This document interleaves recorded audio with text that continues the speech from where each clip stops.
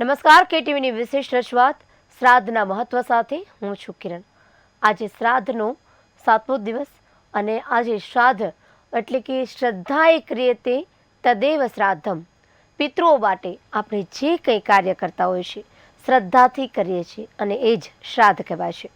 અને આજના દિવસનું આ મહત્વ સમજાવવા માટે આપણી સાથે સ્ટુડિયોમાં ઉપસ્થિત છે દક્ષેશ શાસ્ત્રીજી. દક્ષેશ શાસ્ત્રીજી, હર હર મહાદેવ. હર હર મહાદેવ. શાસ્ત્રીજી, આપણે અત્યાર સુધીમાં દરેક દિવસનું અલગ અલગ મહત્વ જાણ્યું છે અને આજે 7મું શ્રાદ્ધ છે.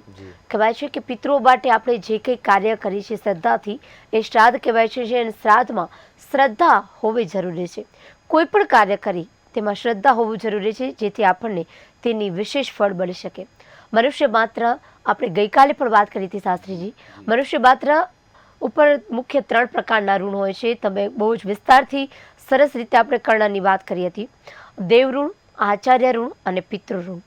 શ્રાદ્ધનો ભાવ એ છે કે પિતૃઓને આપણે સાચું શ્રદ્ધા સુમન સમર્પિત કરીએ છીએ અને એ આજ શ્રદ્ધા સુમન સમર્પિત કરવાનો ભાવ એ શ્રાદ્ધ છે. શ્રાદ્ધની જે પરંપરા છે એ સૃષ્ટિના આરંભમાં બ્રહ્માજીએ શરૂ કરી હતી અને મહાભારતમાં શાંતિ પર્વના દાન ધર્માનુષ્ઠાન પર્વમાં પણ શ્રાદ્ધનો મહિમા વર્ણવ્યો છે. આપણે ત્યાંથી શરૂઆત કરીએ શાસ્ત્રીજી. ખૂબ જ સરસ યુધિષ્ઠિરની વાત હોય છે મહાભારતમાં, આ સાથે ભીષ્મ પિતાની વાત હોય છે અને શ્રાદ્ધમાં શ્રાદ્ધની વાત આવે ત્યારે આ બે પાત્રના નામ અવશ્ય લેવાતા હોય છે. તો આજે આપણે આજે દિવસનું મહત્વ સમજાવશો. શ્રદ્ધયા ક્રિયતે ઇતિ શ્રાદ્ધમ. શ્રદ્ધાપૂર્વક જે કરવામાં આવે છે. શ્રાદ્ધનો મતલબ સામાન્ય જનહિતની અંદર એવું વર્ણવતા હોય છે કે ભાઈ પિંડ ક્રિયા કરવી એને જ શ્રાદ્ધ કહેવાય. પરંતુ પોતાના સ્વજન પાછળ અથવા તો સ્વના કલ્યાણ માટે શ્રદ્ધાપૂર્વક જે આપવામાં આવે છે, કરવામાં આવે છે, કરવાનો એટલે સ્વયં જપ કરો છો અથવા તો સ્વયં જે વ્રત ઇત્યાદિ કરો છો, સાથે જે તમે દાન કરો છો, સ્વાધ્યાય, દાન, જપ, યજ્ઞ ઇત્યાદિ જે કોઈ પણ યજ્ઞ કરો છો, જેને સ્વાધ્યાય પણ કહી શકાય. સ્વાધ્યાયને પણ આપણે યજ્ઞ કહીએ છીએ. સ્વાધ્યાય સંસ્કૃત શબ્દ છે અને નિત્ય કોઈ ધાર્મિક ગ્રંથોનું વાંચન કરવું તેને પણ સ્વાધ્યાય કહેવાય. એટલે નિત્ય ધાર્મિક ગ્રંથોનું વાંચન એટલે પઠન પાઠન, કોઈ જપ ઇત્યાદિ કરો છો, આરાધના કરો છો, તર્પણ માર્ચન ઇત્યાદિ કરો છો અને સાથે અન્ન, વસ્ત્ર, દ્રવ્ય, સુવર્ણ, રજત, ચાંદી, ભૂમિ, ગૌદાન ઇત્યાદિ તમે જો દાન કરો છો અને એ દાન જે શ્રદ્ધાપૂર્વક કરવામાં આવે છે એટલે શ્રદ્ધયા ક્રિયતે ઇતિ શ્રાદ્ધમ. જે કાર્ય તમે શ્રદ્ધાપૂર્વક કરો છો તેને જ શ્રાદ્ધ કહેવાય. અને દરેક શ્રાદ્ધની અંદર જો અત્યારે જે વર્તમાનની અંદર જે ગ્રંથ પુરાણ ઉપલબ્ધ છે, આપણે પૂર્વે પણ એમનું જ્ઞાન ગોષ્ઠી અને ચર્ચા વિચારણા કરી છે કે ભાઈ જે અષ્ટાદશ પુરાણેશુ વ્યાસસ્ય વચનમદ્વયમ, 18 પુરાણ છે એ પુરાણની રચના ભગવાન વેદવ્યાસજીએ કરી છે અને ત્યારે એ ગણેશજીએ એ વેદવ્યાસના મુખેથી જે શ્રવણ કરી અને લેખન કર્યું છે એ શ્રી મહાગણેશજીએ કર્યું છે.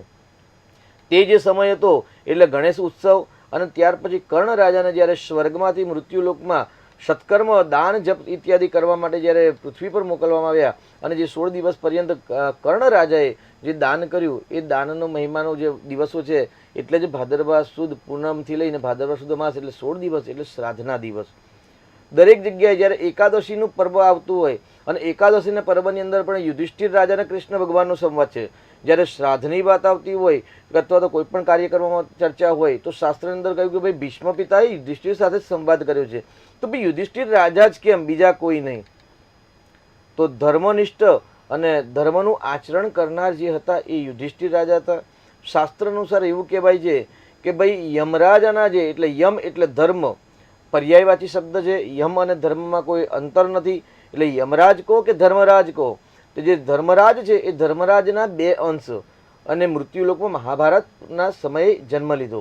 એ જે 2 અંશમાં જે જન્મ લીધો, એક તો વિદુરજી અને એક યુધિષ્ઠિર, બંને છે એ ધર્મરાજાના અંશ હતા એટલે કે દેવાંશ હતા અને ધર્મના અંશ હતા, ધર્મને જાણકાર હતા, ધર્મને જાણતા હતા. તેટલા માટે જ ભીષ્મએ અને શ્રી કૃષ્ણ પરમાત્માએ યુધિષ્ઠિર સાથે સંવાદ કરેલો છે કે ધર્મમ જાનામી. યુધિષ્ઠિર એ ધર્મને જાણતા હતા એટલા માટે ધર્મનો એમના જોડે સત્સંગ કરતા અને દરેક પર્વનું તેમને જ્ઞાન ઉપદેશ કરતા. હવે શ્રાદ્ધની અંદર યુધિષ્ઠિર રાજાને જ્યારે કહેવામાં આવે કે ભાઈ ધર્મ કરવું જોઈએ, દાન કરવું જોઈએ, જેનાથી તમામ પ્રકારના પાપોમાંથી મુક્તિ મળે છે.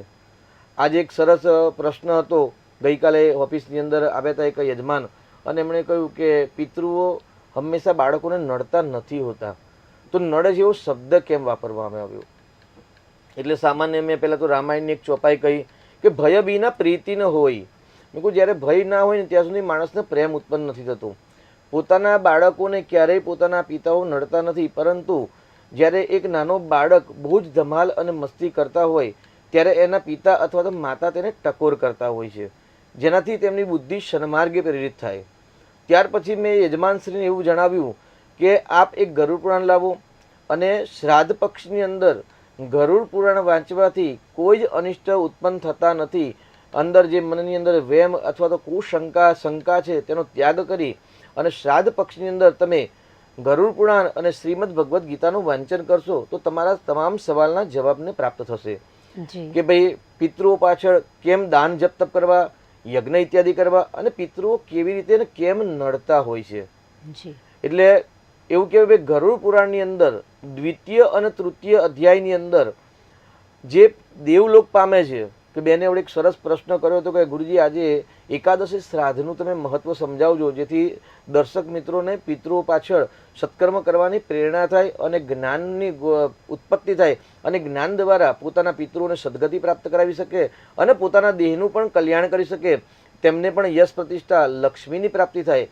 ભાગ્યલાભના પ્રોગ્રામ દ્વારા KTVના દર્શકો અને સાથે શ્રાદ્ધના મહત્વના જે દર્શકો છે એ દર્શકો મિત્રોને યશ પ્રતિષ્ઠા અને ધનની પ્રાપ્તિ થાય, તેના માટે તમે એકાદશ શ્રાદ્ધનું મહત્વ સમજાવજો.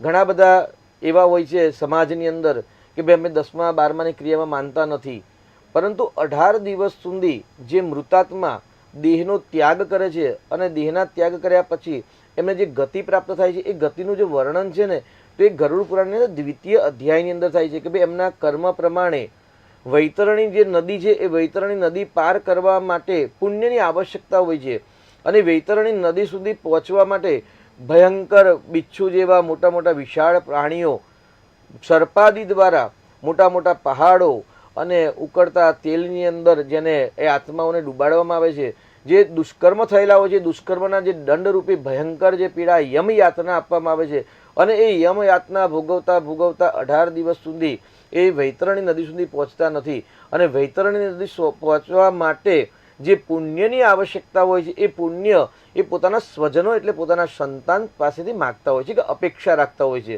પોતાના સ્વજન એમને પાછળ દાન કરે, તર્પણ કરે, શ્રાદ્ધ કરે, અથવા તો જે 10માની એકાદશા એટલે આમ તો પ્રતિદિન એવું કહેવાય છે કે ભાઈ જ્યારે દેહનો ત્યાગ થાય ત્યારે સટપિંડી કરવાના હોય છે, અને સટપિંડી કર્યા પછી જ્યારે અગ્નિની અંદર વિલીન થાય છે જે દેહ, અને ત્યાર પછી દિવસનું શ્રાદ્ધ, દ્વિતીય દિન શ્રાદ્ધ, તૃતીય દિન, એવી રીતે 10 દિનનું શ્રાદ્ધ જેને આપણે દશા કહીએ છીએ, એટલે 10 દિવસનું શ્રાદ્ધ કર્યા પછી એકાદશીનું શ્રાદ્ધ જે નદી કિનારે થતું હોય છે, તો નદી કિનારે 11મું અને ત્યાર પછી 12માની જે પ્રક્રિયા હોય છે એ 12માની ક્રિયા એટલે મૃત આત્મા પાછળ જેને આપણે પ્રેતાત્મા પણ શબ્દ વાપરતા હોય કે અમુક નામના પ્રેતાયો, તેના પાછળ દ્વાદશાની ક્રિયા ગાય અને પૂંછડાની સેવા છે, અને ગાય અને પૂંછડાની સેવા કર્યા પછી ત્રયોદશી એટલે 13માના દિવસે જે દાન કરવામાં આવે છે, કેમ કે જ્યારે 12માના દિવસે પિંડ વેરાય અને પિંડને સંલગ્ન કરવામાં આવે છે પિતૃઓ સાથે, અને ત્યાર પછી ગાય અને પૂંછડાની સેવા છે, અને ગાય અને પૂંછડાની સેવા કર્યા પછી 13માના દિવસે જે દાન કરવામાં આવે છે સંયાદાન કહીએ છીએ, અન્નદાન છે, વસ્ત્રદાન છે. અમુક પ્રાંતની અંદર, અમુક શહેરોની અંદર, અમુક જ્ઞાતિની અંદર બ્રાહ્મણોને આપવામાં આવે છે, અમુક જ્ઞાતિમાં દીકરીઓને આપવામાં આવતી હોય છે, પરંપરાગત વંશપરા, પરંતુ આગળ મુખ્ય દાનોનું જે વિશેષ મહત્વ છે. અને ત્યાર પછી 16 શ્રાદ્ધ એટલે 16 દિવસે શ્રાદ્ધ, અને ત્યાર પછી પાક્ષિક શ્રાદ્ધ, જેમ કે બેને કહ્યું એકાદશ શ્રાદ્ધ, તો એકાદશની શ્રાદ્ધ ત્યાર પછી પાક્ષિક શ્રાદ્ધ અને માસિક શ્રાદ્ધ. એટલે પાક્ષિક એટલે 15 દિવસનું શ્રાદ્ધ, ત્યાર પછી માસિક શ્રાદ્ધ એટલે દર મહિને શ્રાદ્ધ, એમાં પ્રથમ મહિને, દ્વિતીય મહિને, તૃતીય, ચતુર્થે અને 8 મહિના સુધી જ્યારે સંતાન દ્વારા સ્વજન દ્વારા જ્યારે શ્રાદ્ધ કરવામાં આવે છે કે નિત્ય કર્મ કરવામાં આવે છે, તેમના પાછળ સત્કર્મ કરવામાં આવે છે, ત્યારે 8મા માસના શ્રાદ્ધ પછી તે જીવાત્મા વૈતરણી નદી સુધી પહોંચતા હોય છે. અને આ તમામ વસ્તુનું વર્ણન છે ગરુડ પુરાણના અંદર દ્વિતીય અને તૃતીય અધ્યાયની અંદર. જે અત્યારે શ્રાદ્ધનું મહત્વનું જે શ્રવણ કરી રહ્યા છે એ દર્શક મિત્રોને ખાસ નમ્ર અપીલ છે કે પોતાના પિતૃઓના કલ્યાણ માટે અને સ્વદેહના કલ્યાણ માટે આ શ્રાદ્ધ પક્ષની અંદર શ્રીમદ ભગવદ્ ગીતાનું વાંચન પઠન કરવું જોઈએ અને ગરુડ પુરાણના 17 અધ્યાયનું વાંચન પઠન પાઠન કરવું જોઈએ. ઘરની અંદર 4 કે 5 સભ્ય હોય તો એમાંથી એક સભ્ય વાંચન કરે અને બાકીના બધા શ્રવણ કરે. પોતાના સ્વજનોને પણ કહેવું જોઈએ, જેનાથી જ્ઞાન થશે કે ભાઈ આત્માના કલ્યાણ માટે આ શરીરનો જે દેહ મળ્યો છે, મનુષ્યનો જે દેહ મળ્યો છે, દુર્લભો માનુષ્યો જન્મ, આ મનુષ્યનો જન્મ છે દુર્લભ છે અને દુર્લભ જન્મ જે પ્રાપ્ત થયો છે અને આ જન્મમાં આપણે જો સત્કર્મ કરીને જો આત્માનું કલ્યાણ નહીં કરી શકીએ તો દ્વિતીય વખતે એટલે બીજી વાર આપણને આવો ચાન્સ પરમાત્મા આપશે કે નહીં પ્રશ્નાર્થ છે.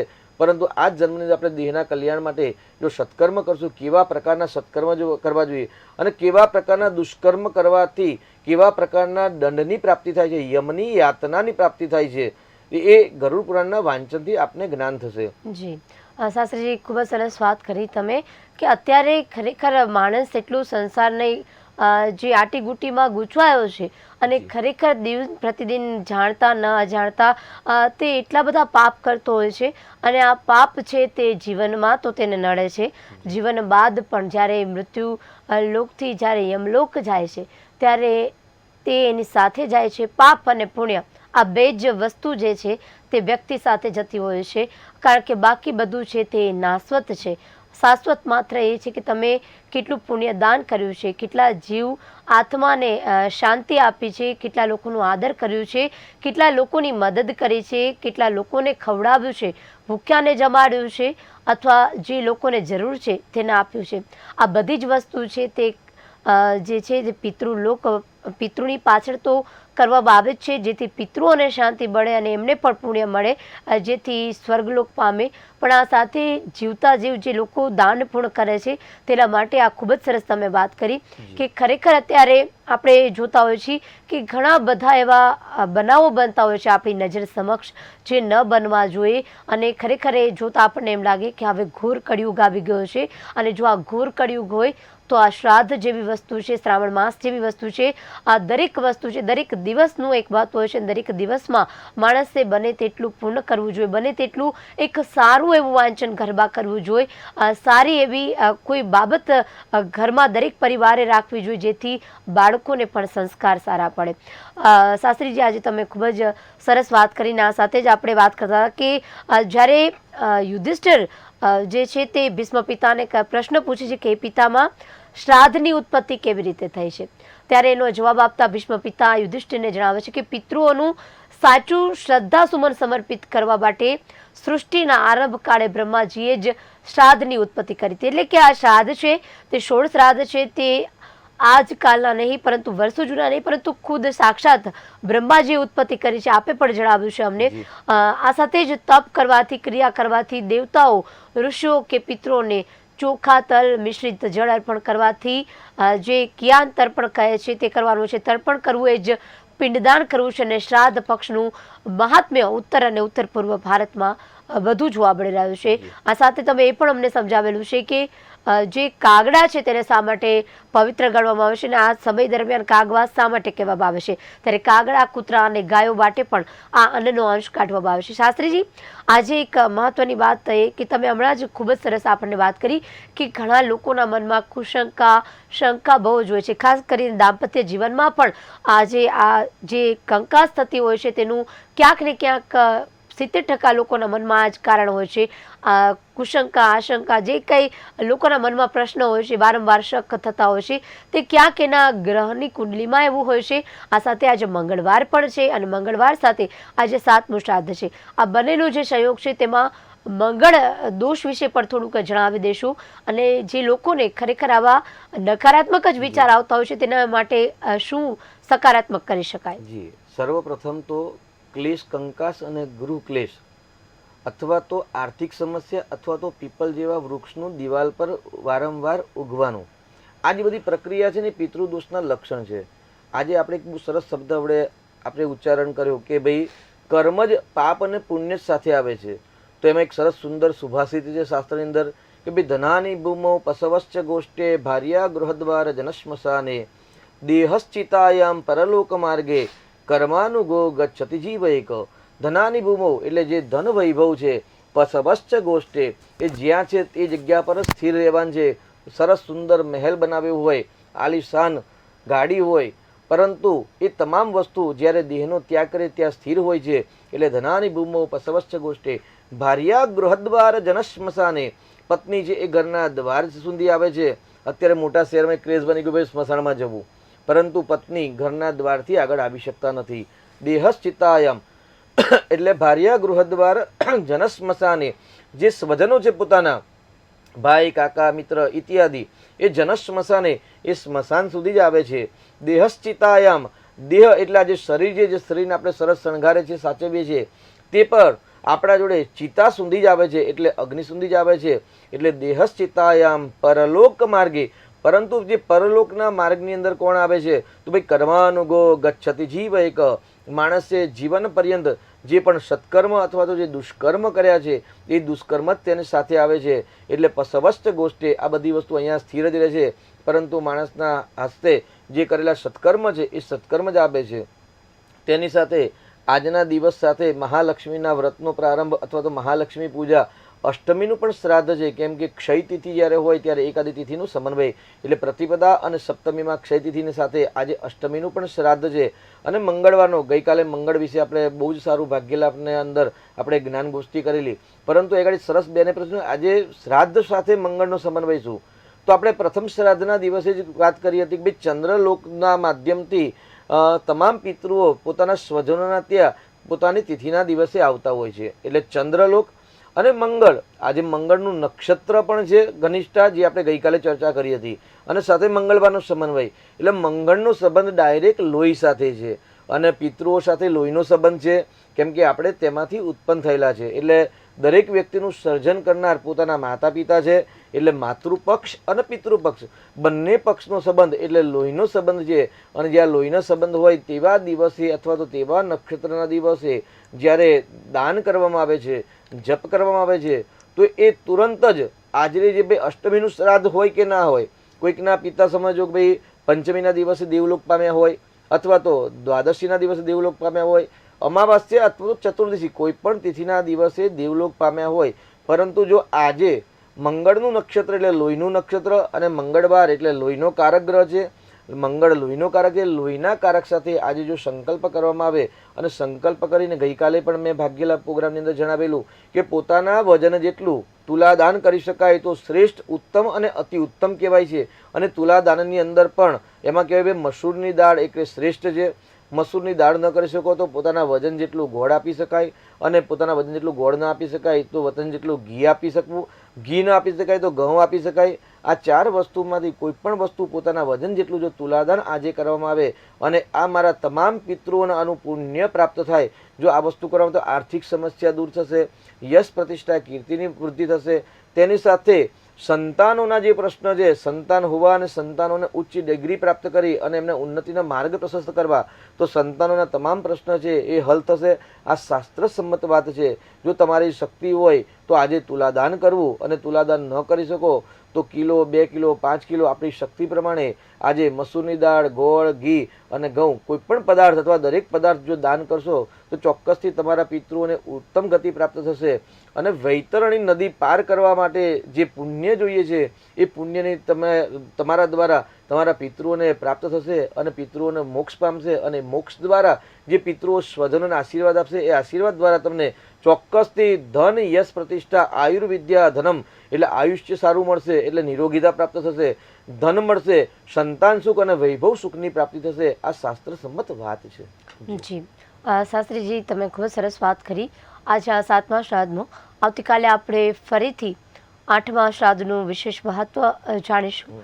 ત્યાં સુધી આ શ્રાદ્ધનું તર્પણ આપણા પૂર્વજો, માતા પિતા અને આચાર્યને પ્રત્યે સન્માન ભાવ છે. આ પિતૃ યજ્ઞ સંપન્ન થાય છે 16 દિવસમાં, અને સંતાનોપતિ અને સંતાનની યોગ્ય શિક્ષા દીક્ષાથી આનાથી જ પિતૃ ઋણ પણ ચૂકતે થાય છે. એટલે કે 16 શ્રાદ્ધ કરવાથી આપણે પિતૃ ઋણ જે લઈને આવ્યા હોય છે તે આપણે ચૂકતું કરી શકીએ છીએ. શાસ્ત્રીજી, આજના એપિસોડમાં તમે ખૂબ જ સરસ વાત કરી કે દાન કઈ રીતે કરવું, મગજને જે લોકોને મનમાં શાંતિ નથી હોતી, ઘરમાં શાંતિ નથી હોતી, તે શાંતિ કઈ રીતે લાવી શકાય, અને ખરેખર જો કોઈ સમસ્યા હોય તો કયા દાન કરવાથી, કેવી રીતે દાન કરવાથી તમે એ સમસ્યાનું સમાધાન કરી શકો. તો આજના આપણા એપિસોડમાં અત્યારે બસ આટલું જ. જો તમે આજનો આ એપિસોડ જોવાનું ચૂકી ગયા છો તો યુટ્યુબ ચેનલ અમારી KTV ન્યૂઝ ગુજરાતી આઈડી છે તેમાં પર નિહાળી શકશો. KTV ન્યૂઝ ગુજરાતી 280 આ બીજું આઈડી છે, તેના પર પણ તમે આ એપિસોડ નિહાળી શકો છો. અને આવતીકાલે ફરી મળીશું. અને જો તમને કોઈ પિતૃશ્રાદ્ધને લગતા અથવા તમારા જીવનની સમસ્યાને લગતા કોઈ પણ તમારા પ્રશ્ન હોય તો તમે અમે દક્ષિણ શાસ્ત્રીજી પાસેથી ભાગ્ય લાઈવ જે 3:30 વાગ્યે અમારો પ્રોગ્રામ આવે છે તેમાં કોલ કરી અને તેનું સમસ્યાનું સમાધાન અવશ્ય મેળવી શકશો. આજના એપિસોડમાં અત્યારે બસ આટલું જ. શ્રાદ્ધના મહત્વમાં આવતીકાલે ફરી મળીશું. ત્યાં સુધી રજા આપશો. નમસ્કાર.